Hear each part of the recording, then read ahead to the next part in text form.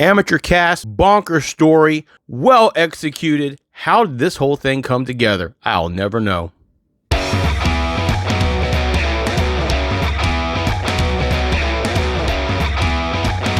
Well, hello everyone, this is your old pal, Hannibal Collector, back for 31 Days of Halloween 2024, day 20, and that film's going to be Phantasm. Phantasm, the delusion of a disordered mind, a phantom, a spirit, a ghost. I hope you're having a fantastic Sunday. I got to make this one a little bit quick because I've got to head over to do my gig again.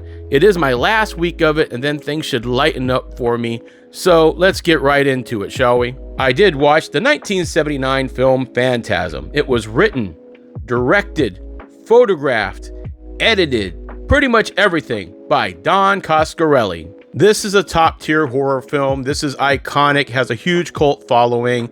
I mean, we have the Tall Man. The Tall Man is up there with Jason and Freddy and Candyman. He is an iconic character.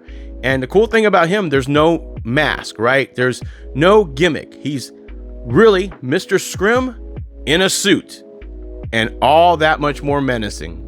This is a film that I would deem sci-fi horror. It's more science fiction and horror. If you know the premise, then you understand what's going on. Okay, so let's get into it, right? The story is basically the Tall Man is an alien and he is kidnapping people and turning them into dwarf zombies to be slaves on his home planet. Sounds bonkers to say out loud, I know, but it works perfectly in this film.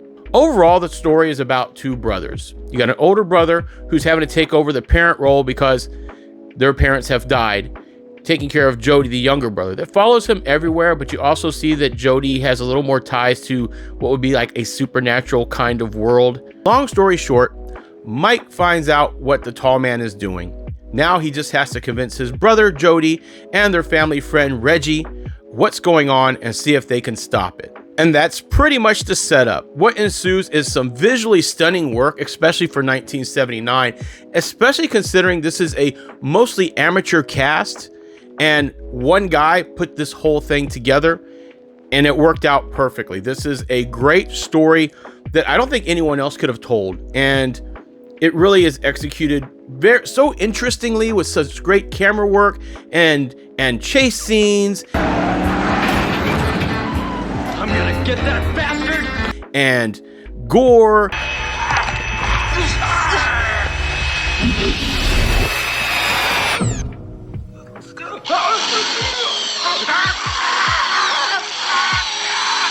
And some bonkers stuff out there.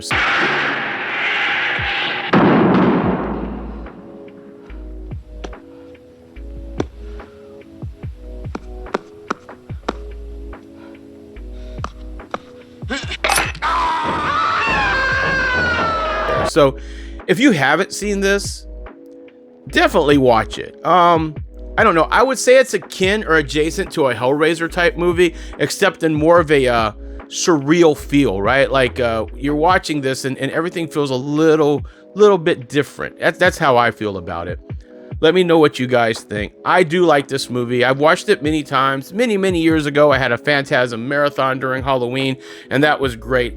I hadn't seen this one in a little bit, and I haven't seen any of the sequels in quite a long while. So what I'm learning is I want to get them all together again and do a revisit and watch this all over. I really do like this. For me, back then and even now, it was all about the car, that iconic Cuda. And if you don't know, that car is super rare. And as most people have said, and you can't really miss this theme, the theme is about loss and dealing with it. This is about a boy who's getting into that age where he's going to be a young man.